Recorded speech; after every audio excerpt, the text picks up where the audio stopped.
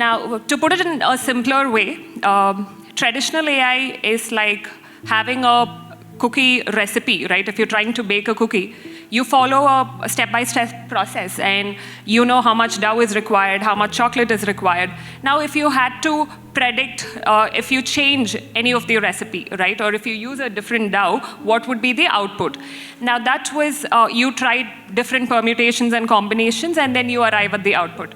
But generative AI is like a smart model, right? It knows how to build a cookie, no matter what sort of ingredients you give. You do not have to give strict conditions, but then you don't completely control the outcome of it, right? It could be good, the cookie could be great, it could go bad as well. So we don't have a control on it. Now, specifically in cybersecurity, there are multiple places where we see people using Gen AI in almost every solution, right? One major, genre that I see is in any sort of BAS or attack simulations, right? We've started using Gen AI. We are trying to mimic the TTPs or APTs or any sort of tactics of an attacker, right? And build simulations. And phishing, I think that was the first part of security where we picked up at least the text models, right? So any sort of phishing simulation, employee training, phishing detections is being used. And there was a lot of fear and chatter around bots being able to generate malwares, right, in no time. So as much as it's scary, we are also using such malwares for sort of defensive practices, right? You generate malwares, smart malwares, to train your models to detect such malwares.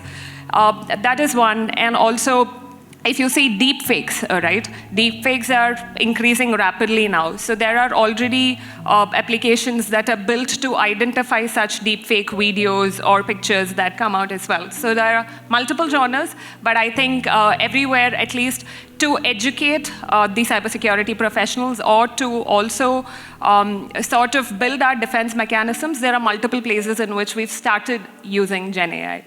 Thanks. Navya, what you are trying to say is mainly the difference is between generative AI and AI is mainly on the models, the way the models are built. And you are also saying that mainly the immediate use case was on cyber defense and the defensive mechanisms to identify threats and then how to defend against them. All right, thanks Navya for that. Now coming to Mohit, to you, could you provide some insights on how is generative AI is being implemented in corporate security strategies and application security in particular? What are the benefits that you are observing? I would like to add in one more question there. Can you also discuss the use of generative AI in creating more secure application architectures and design patterns? And also, if you can highlight more on like CI/CD pipelines there. Sure, Malini, that's a big, huge question actually, a long one. So let me start with this, that as Nivya ji pointed out, that generative AI primarily being used for generating things, right? That's how generating new things, or the outcome could not be defined, right? So from a corporate strategy point, corporate strategy is a big chapter itself, right? Starting from policy management itself to incident response, monitoring, etc. Everything is included in it.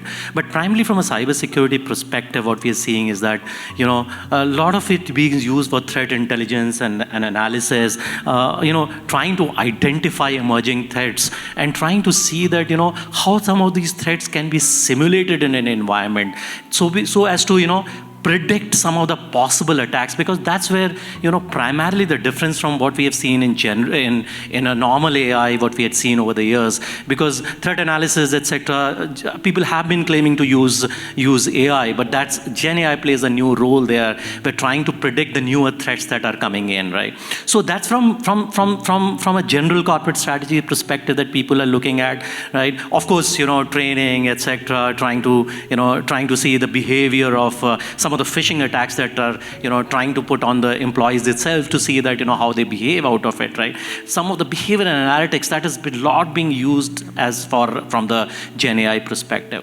Now from the application security perspective specifically, I also come from an application security background primarily, right? So we are seeing that trying to understand and generate attacks right, newer and newer attacks to see how the application behavior. See, one of the things that you see in traditional attacks where, you would have seen like, traditionally 𝗉𝗏s, etc. They're more like pattern bases that we have seen over the years. But trying to use Gen AI for identifying the application behavior and how users are going to use the application is something that I see a potential big use case. People are developing things around it. People are looking at things around it, right? Then you also talked about, in terms of benefits that you see around. I think ultimately at the end of the day, the benefit of any technology is that it improves the productivity, improves the security posture of your organization in a more proactive fashion. That's how I'll put it, because we always try to be more reactive in life. And when we have tools like Gen AI in front of us, it helps us in doing a more proactive security terms, trying to predict more attacks there, right? I think you also mentioned about some things on CI/CD. Ultimately, at the end of the day, I see all of this saying how can you derive more benefits by seeing what are the potential new attack vectors that can be figured out. Certain attack vectors, you already are aware of it. You can provide protection against it. That's what we traditionally call the pattern-based detections. It could be, a signature-based detections. But where I see a real potential is in terms of more behavioral analytics, more, predicting more newer type of attacks. That's where I am seeing the trend towards, and I foresee that will continue emerging. Thanks, Mohit. So basically what we are saying, in addition to what Nivya said, more than cyber defense, it is also additionally predicting the threat analytics and behavioral analytics, something which will start developing and evolving more and more, is what we are saying. Thank you. Now coming to Vinayaka, could you provide an overview of the latest technologies that are being used, particularly in cybersecurity research from generative AI perspective? Can you give some examples? For example, just in like 𝗏𝗏 suite, we have a solution for AI as well. Okay.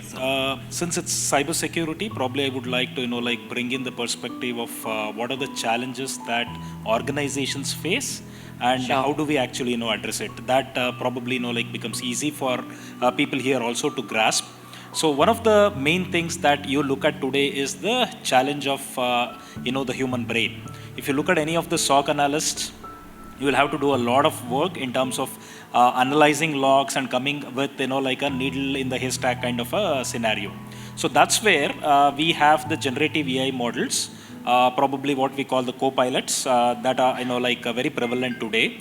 These co-pilots can definitely bring in a lot of value in terms of providing a holistic framework. Okay, when I say holistic framework, let's drill further down, right? For example, if you want to look at incident detection and response, or if you look at best practices, or if you want to frame policies against attacks, or if you're looking at documentation, or the best part of it is somebody is new in the organization and how do they actually learn the whole process in terms of what is best for my cybersecurity strategy.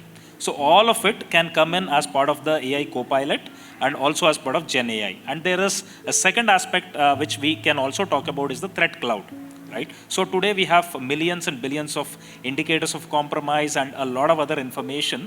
How do we make use of all of them and ensure that the organization is protected against them? And to Mohit's point, not only look at signature, but also in terms of behavior, anomaly, and give them a holistic perspective. So that's what I would like to put at. Sure. Thanks, Vinayak. That was very good point highlighted there in terms of the AI-driven tools, more from the challenges perspective. Thanks very much. Now, let's talk about bit more about threats and challenges which are AI-driven. Coming to you, Sulabh, what are some of the new threats introduced by generative AI, such as AI-powered malware or deepfakes, which we already talked about? In additionally, if you can also highlight more about such attacks and threat vectors, and how can organizations stay ahead of generative AI threats, and what strategies are proving effective? So one thing I would like to talk about is AI-powered malware. So what I have seen nowadays, these malwares are very smart. They are sophisticated malwares, and they can easily adapt the behavior of the detection mechanisms, and they are very smart in nature. They can customize in nature. They can evade all of the detection mechanisms. Those are currently in place. So that is one thing. Additionally, what I have seen is the intelligent ransomware attacks as well. So these AIs can target the organizations who can actually pay more ransom. They can also classify the data that is more important for this organization. They can encrypt those data and they can demand their ransom based on the background of that organization. That is one thing. So another thing that I have seen is a data poisoning. So as we are growing in the AI space, so the data can also be poisoned. Those are being used in the current organizations to, in the current LLM models. They can make the LLM model to work in a different way, in a malicious way, so that it can change the nature of that LLM model. So that is another thing that I have seen. And if you're talking about how we can mitigate all of these things, so continuous detection and monitoring is one thing definitely. Other than that, the automated detection and response techniques can be used. That can be based on the AI again. That AI can actually detect what is a pattern, what is a behavior of that particular adversary, and they can easily detect and remediate it soon. Sure. Thanks, Sulabh. Yeah, I mean, these are some of the strategies that you shared that is useful. Thanks very much. Now, coming back to you, Vinayaka, in what ways can ethical hacking be employed to identify and mitigate risks associated with generative AI? And how can generative AI be used to automate code reviews, because that is already picking up quite fast now, and identify potential security vulnerabilities in real time?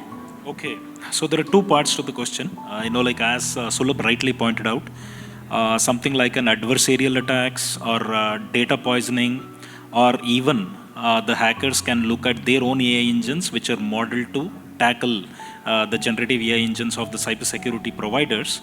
So this becomes a very difficult task, because bias or poisoning can affect the end result that we are actually looking at. So continuous monitoring, point number one, as Sulabh rightly pointed out. But what is the effective AI cybersecurity strategy for your organization? That has to be looked into. And second, it has to be tested on a regular basis in terms of whether it is giving the right results as is expected. So that becomes very important. So that is essentially an important factor that you will have to look at when you are deploying AI-related tools or Gen AI-related tools as part of your cybersecurity strategy. First part. The second part, as you rightly said, there were some hints given by like Mohit as well in terms of CI/CD pipeline, or how do you actually involve these tools during code review. Okay, so as part of CI/CD pipeline, I would definitely recommend that incorporate tools which have AI, which can look into the vulnerabilities or backdoors which are inadvertently left behind, so that you can fix it then and there. Gone are the era where you write a code, then you assemble it, then you do a vulnerability analysis, and then take it ahead. So CI/CD integration of AI tools, that's one thing that we would definitely recommend. But second, look in terms of a holistic view again, in terms of what is the output and how exactly we can define the security strategy around it. So you are saying the manual code reviews will be replaced with the AI-driven code reviews, which is much better to identify the vulnerabilities and detect it further, so that further risk mitigation can be done. Great, thanks, thanks Vinayaka. Now let us also talk about ethical and legal compliance. Coming to you, Nivya, what are the key legal and ethical considerations when deploying generative AI in cybersecurity, particularly regarding privacy and consent? And how can ethical frameworks or guidelines be developed and enforced to ensure responsible use of generative AI, because that is something very important from AI governance perspective? So I'll start with the second part of your question first, right? How do we develop frameworks? So we do have certain frameworks in place. If you take about GDPR, or if you take about CCPA or our data privacy bill, right? It's very, I would say, it's very vague, or takes the very top layers of, like, say, accuracy, or like Vinayaka was talking about, the bias removal or fairness in the models, right? Similarly, maintaining privacy, or sort of masking the data or anonymizing the data. These are factors that are covered, right? But there are specific points that we need to add. For example, the European AI Act, when it came out, it was because there were Facebook profiles of users that were being used to manipulate the general public for the election results, right? Similarly, a lot of us, right, in modern applications today, we use common data sets, right? You can see open data sets like, open source data sets like Common Crawl, right, that we use. There are very limited, there's very limited availability of security-specific data set, right? So most of us use open source data sets. Now, what happens is we use this as the base, and then we build our models on top of it. And then where we are sort of fine-tuning is the instruction tuning, right? After we get the results, and then we use a role-based approach to fine-tune the data. But then it is all susceptible to failure, right? Because let's say the model is trained based on like trillions of tokens or data points, and then you use very limited data. Let's say I say that it should not give me any output if somebody asks about bombs, for example, right? You use very limited data set to tune the results.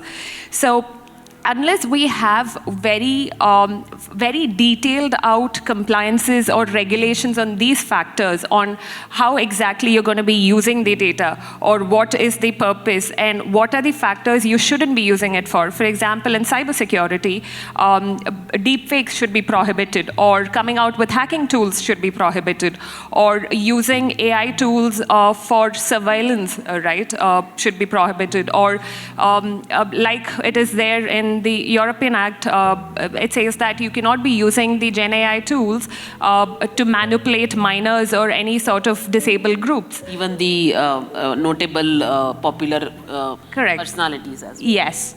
So these are things we need to detail out when we also, I think we need to amend or add to the compliances or mandates that we're building. Now, post that, once we detail it out, we have to also have audit mechanisms in place, right? Like we have currently for a lot of security practices. We should follow the same. We should make, we should actually ensure that we are revealing where exactly we are using Gen AI, right? The disclosure of the use is very important. And also continuous education and training, right from developers. This is a very nascent field for a lot of people, right? Right from AI developers to security professionals to even common people, right? Or employees. We will have to continuously, or it's a perpetual process of training. And to tweak these rules or to keep a track, this is a very dynamic industry, right? So we need to have a very diverse committee to tweak or work on these regulations, right? It shouldn't be just limited to security. Who should be part of this committee, for example? Yeah, so it shouldn't be limited to security professionals or lawyers, or we should actually have mathematicians, right, who understand how these models work. We need people who've spent enough time in data science specialists also. Yes, data science specialists. And we need a lot of professors who worked on this to be a part of that committee. All right, great. Thanks, Nivya, for that. Now, coming to you, Mohit. Are there any recent or emerging legal developments or regulations or policies that address the unique challenges posed by generative AI? And how can organizations ensure compliance with this regulation and legal requirements in terms of cybersecurity? Yeah, I think, countries are still working towards it. You already have a European AI Act she was talking about, right? But ultimately, at the fundamental level, what I see is that what is going to be most important is in terms of transparency, accountability, and, data governance principles. Things will go wrong. There's no doubt on that, right? And so we have European AI Act. We have NIST as a framework for AI risk management. GDPR itself has, some statements around AI compliances. In India also, we are seeing that there's already a discussion going on in terms of the AI Act, though still hasn't been passed. Yeah, guidelines are being brought in, right? So all that is happening around. I think still a long way to go. That's how I see it. The problem is complicated to solve, right? That's on the one side. In terms of what organizations can do, Nivya covered a lot of it in terms of, the awareness that needs to be brought in, the training, the different people that have to be brought together, that awareness has to be brought in. That's how I see the things. Okay. Thanks, Mohit, for that. Now, we are covered almost all the important topics in the security in generative AI. So what we will now quickly discuss is the future directions and innovation. So I'll give like 20 seconds to each of the panelists to highlight what upcoming trends in generative AI should cybersecurity professionals be aware of, starting with you, Sulabh. Yeah, definitely. So sophisticated social engineering attack is one thing that I feel where the organization should be well prepared for. Another thing is the application security attacks, definitely how the attackers can automate all of the application security attacks and use the AI-driven technologies to find out the malicious or the vulnerabilities in the source code or finding the loopholes in the websites. So that's one thing. Thanks, Sulabh. Navi.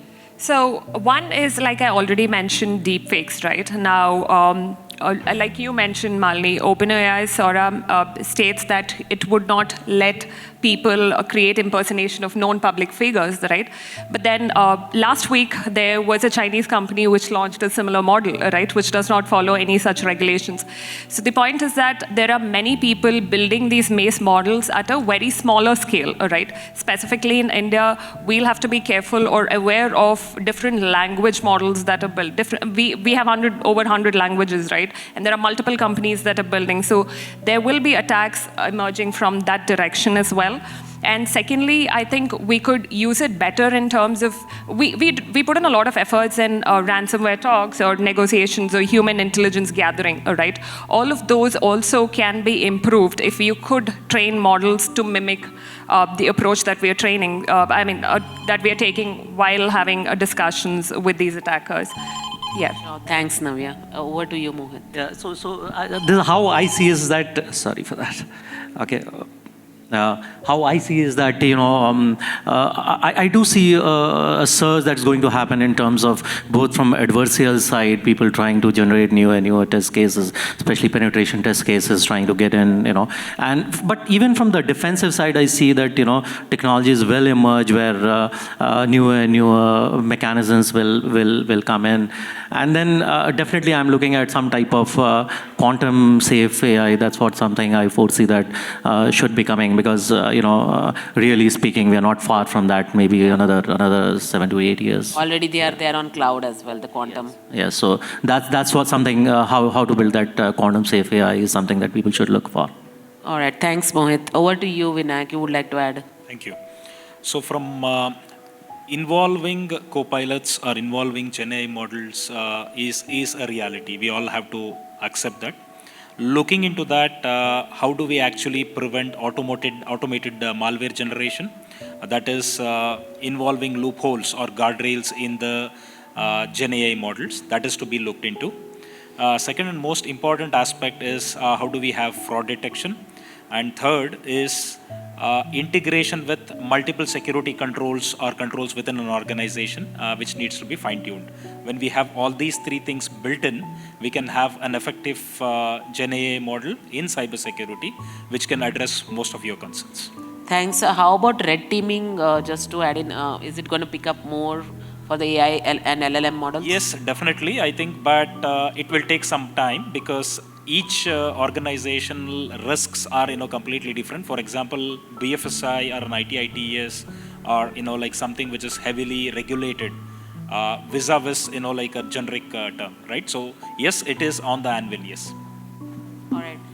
Thanks everyone, and thanks to the panelists for sharing their insights and more information about the cybersecurity in the era of generative AI. It's very clear that AI offers powerful tools to bolster security. It also introduces new risks that must be carefully managed.